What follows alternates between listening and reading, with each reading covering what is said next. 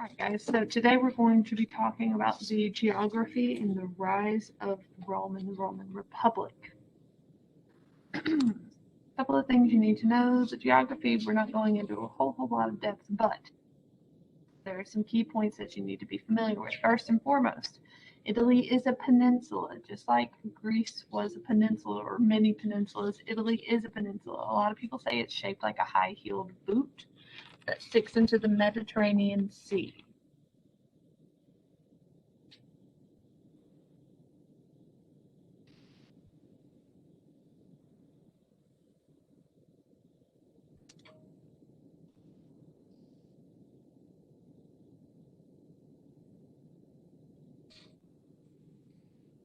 All right.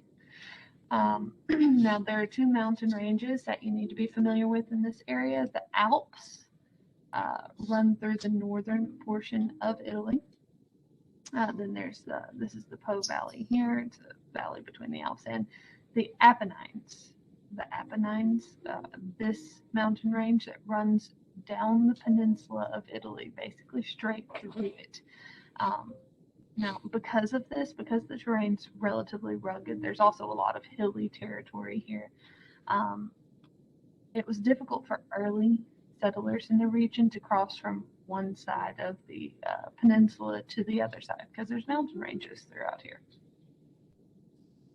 There's also several volcanic mountains throughout here. Mount Vesuvius, which destroyed the city of Pompeii, is one of the Italian volcanoes. So that's a extra threat and danger of living in that region.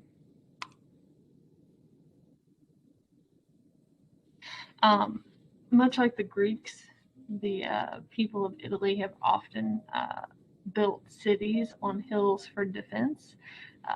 It's not just the Greeks and the Italians. That's just a good tactic to use.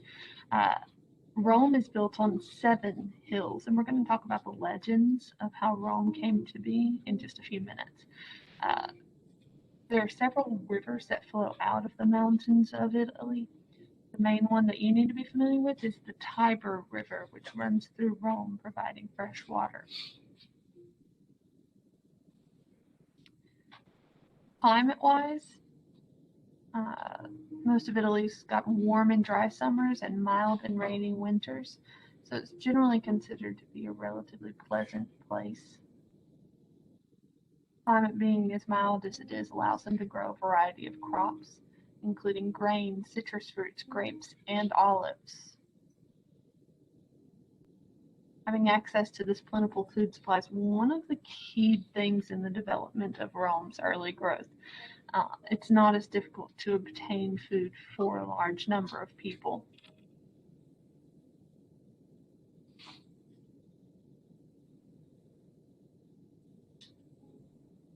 This photograph is of the Tiber River, in case any of you were curious. Rome is still there. Also, just to make sure we're clear, Rome is a city. Rome is a city that's going to grow into an empire, but Rome itself is still a city. Keep that in mind.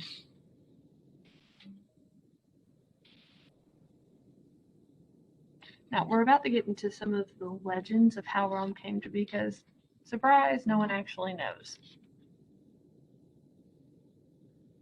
There's not a written record of Rome's early history, so there's a lot of mystery around it. And the Romans had questions themselves, so they just kind of made stuff up, basically. So, ancient ruins in the area of Rome suggest that people lived in the area for as early as 800 BC, but we don't really know how those early Romans would have lived. And like I was saying, early Romans, they want to know how their city got to be there as well.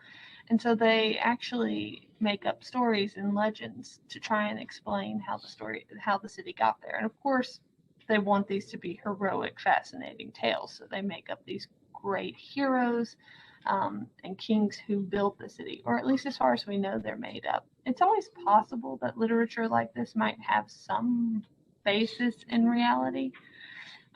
After all, we thought the Trojan War was fictional until we found out that it wasn't. The first person from this chapter that you need to be familiar with is Aeneas. Aeneas. Now, according to the story, Aeneas was actually a Trojan war hero. So this traces back to the story of the Iliad and the Trojan War.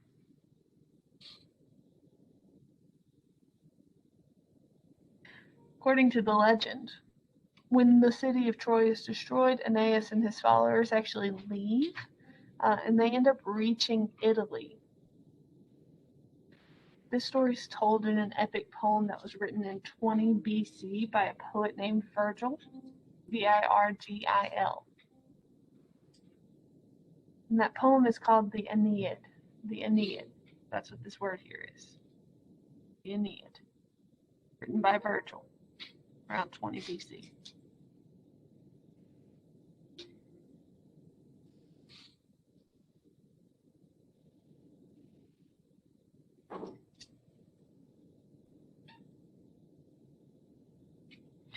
According to the story, Aeneas actually finds several groups of people that are already living in Italy when he arrives there.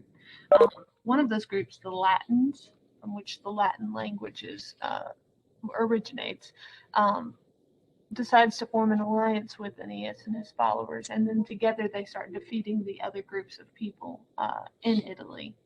Ultimately, in the story, Aeneas actually marries the Latin king's daughter, and his descendants become prominent rulers of Italy, and ultimately, some of his descendants founded the city of Rome. Again, this is a legend. How much of it has any basis in truth is debatable.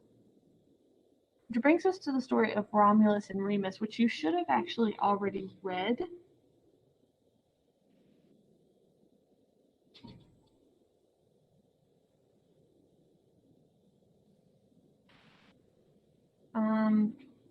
Give me just a second, Alyssa. I'll respond to that in just a moment. The full story of Romulus and Remus is in the Q&A from last week, The Legend of Romulus and Remus, which you should complete by tonight. That's due tonight. Long story short, Romulus and Remus are the grandsons of a king who was lost his throne to his brother and was imprisoned. And his brother decides to have the boys killed to keep them from rising up and taking the throne back from him or putting his brother back in power. So he has a servant throw them in the river.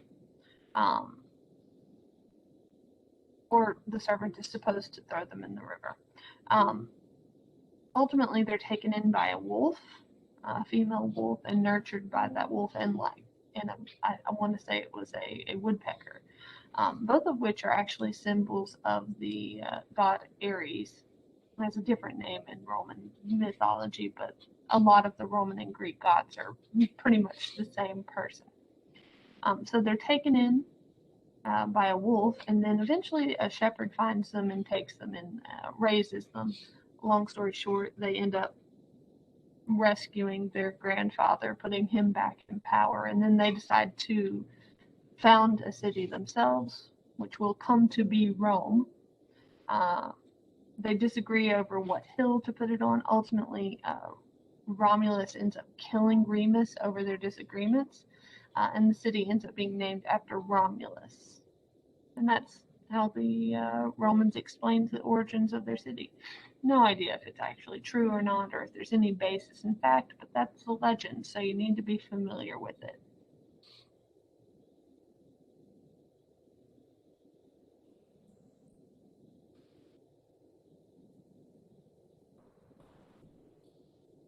Oh, right. A lot of the Greek and Roman gods do have parallels because a lot of the Roman gods are derived from Greek gods. So, for example, Zeus is called Jupiter by the Romans. Ares would be called Mars. Yes, one sec.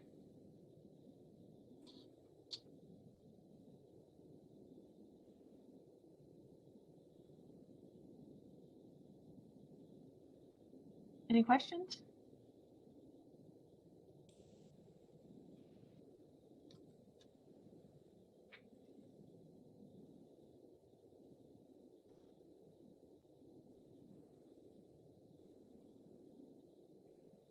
All right. So that brings us a little closer to actual recorded history. Now, according to the ancient historians, and again, the ancient historians are often treating legends as if they are fact, but we can't really verify it. The first king of Rome is Romulus, and he takes the throne in 753 BC. That's according to ancient historians.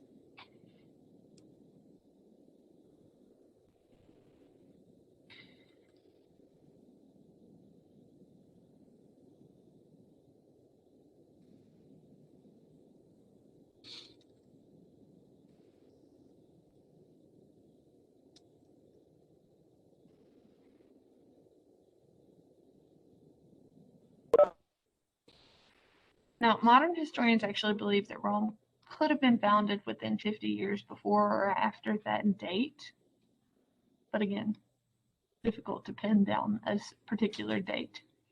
There are 7 kings listed in the Roman records, 3 of which were actually Etruscans, which is a different group of people that lives in the north of the Italian peninsula. Now, the Etruscan kings actually made some contributions to Rome that you need to be aware of.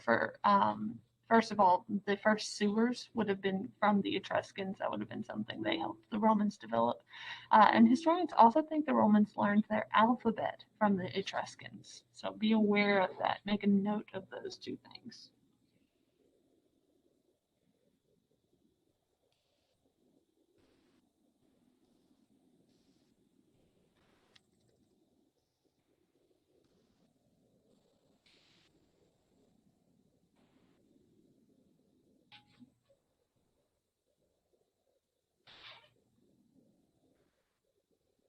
Now, the last Roman king was reportedly a very cruel man. I'm sorry, the last Etruscan. I think it was an Etruscan. It doesn't really matter. The last of the Roman kings is reportedly a cruel man who executed a lot of his own advisors, so he's unpopular. He's overthrown in 509 BC, according to the tradition. So, a group of nobles reportedly overthrows this last Roman king in 509 BC. And they create a new form of government, which is a republic.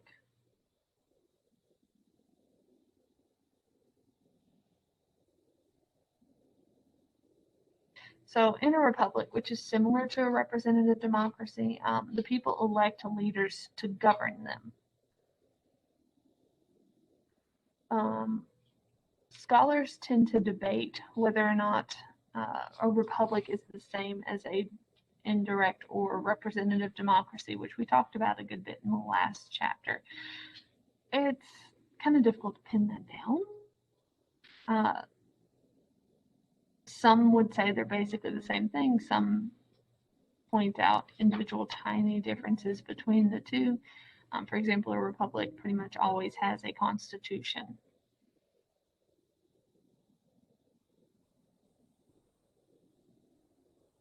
Either way, each year the Romans elect officials to rule the city, and those individuals stay in power only for 1 year. That's a term limit of 1 year, but they have a lot of power during that 1 year.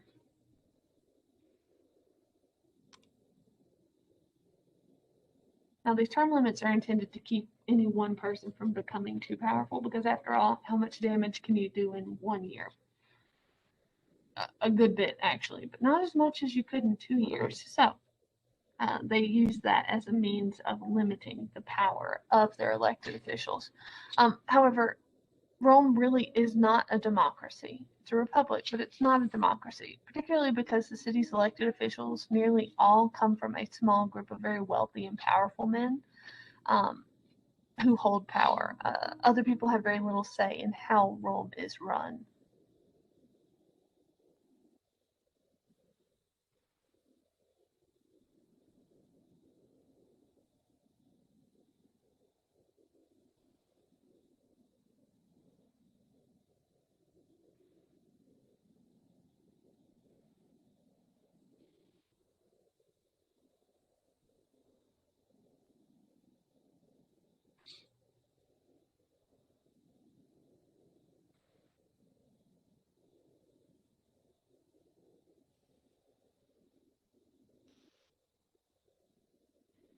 this early republic has several different challenges that face them, particularly we're going to focus on some from the outside first.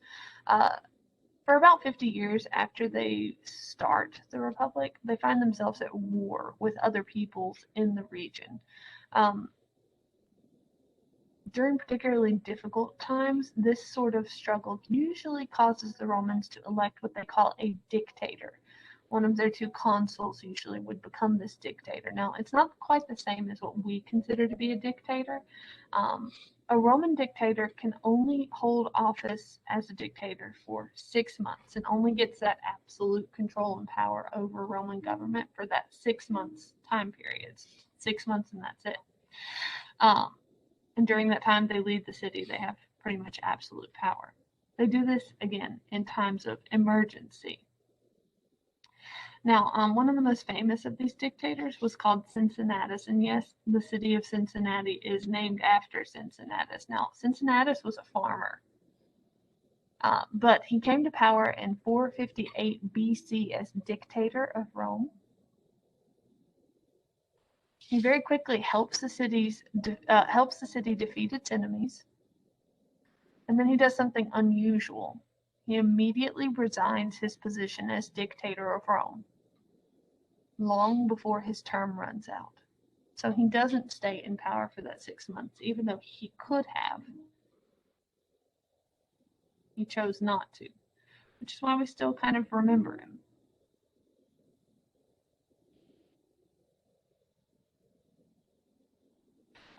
Side note, George Washington took a lot of inspiration from Cincinnatus, which is part of the reason why he chose not to make himself like the president for all of eternity or king of America instead of the president of the US. Um, so this person has had an influence on our government and our country's history as well.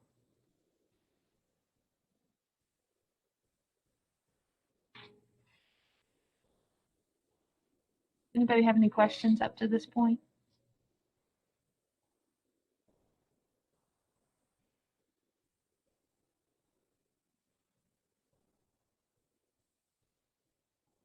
Okay. All right. That brings us to Roman social structure, and you need to be familiar with the chart that's on the left side of your screen. This is the basic Roman social structure. We mostly talk about the patricians and the plebeians, but you need to be aware of what freedmen and slaves are as well. So Roman society is divided mainly into two groups, these top two groups, the patricians, which are nobles, and the plebeians, who are commoners.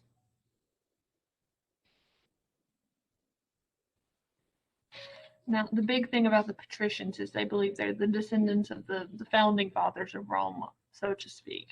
And so they're actually going to have a lot more rights and privileges in Roman society.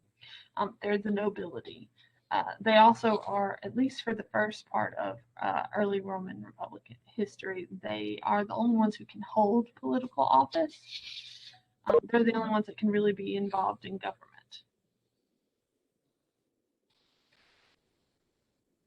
Again, that's early Roman history. That is going to change.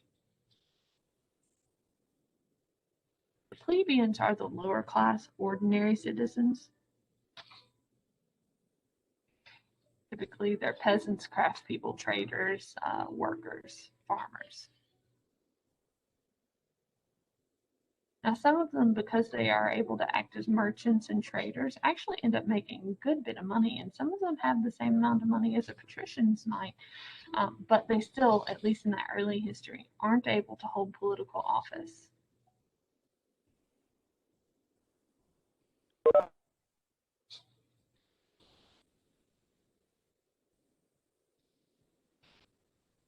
Freedmen are former slaves who have gained their freedom either by working off a contract or by buying it themselves. Now, this is where Roman slavery is a bit different, or a lot different from more modern, like American slavery. Um, Roman slaves many of them had actually sold themselves into slavery, or it was a punishment for crimes, or you had so much debt that you didn't have a choice, that sort of thing. But usually there are rights that slaves in Rome had,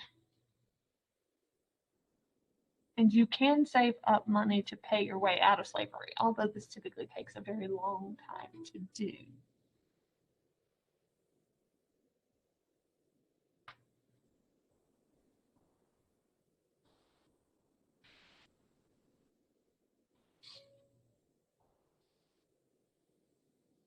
Slaves who do pay their way out of slavery do become freedmen. They still don't have a lot of rights. There are some basic rights, but not a whole lot. Roman society is not about equality between classes or people really at all. That's not a big focus of Roman society or social structure or government or anything else. This is not Athens. And even in Athens, that's not really how it worked. Now, things are going to start changing as far as Roman government is concerned. Around 494 BC, the plebeians formed their own council of elected officials, and this frightens the patricians.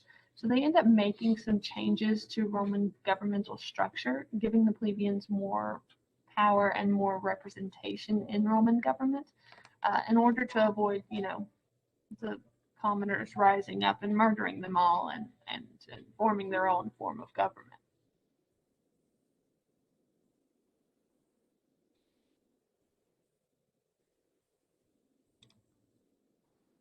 And that's where we're going to stop for today. Anybody have any questions?